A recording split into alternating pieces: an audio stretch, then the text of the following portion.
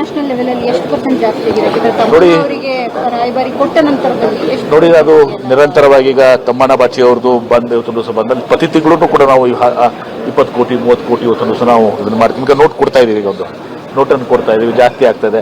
ನಾವು ಇದನ್ನ ಅಂತಾರಾಷ್ಟ್ರೀಯ ಮಟ್ಟದಲ್ಲಿ, ಯಾಕಂದ್ರೆ ಸೇಲ್ಸ್ ಎಲ್ಲ ಕಡೆನೂ ಕೂಡ ಇವತ್ತೊಂದು ದಿವಸ ನಮ್ಮ ಕರ್ನಾಟಕ ರಾಜ್ಯದಲ್ಲಿ ನಮಗೆ ಸುಮಾರು 14% ಅಲ್ಲ 14% ಇದೆ. ತೆಲಂಗಾಣದಲ್ಲಿ ಆಲ್ಮೋಸ್ಟ್ 45% ಇದೆ.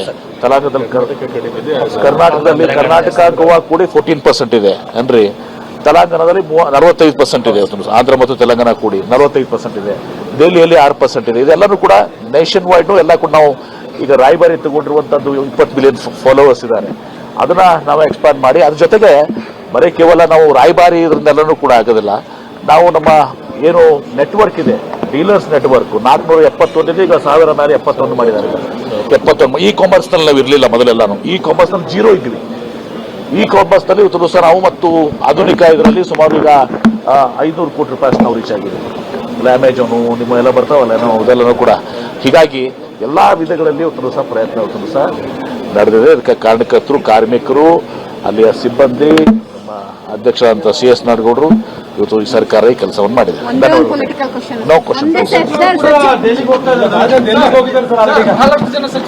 No this is not a function.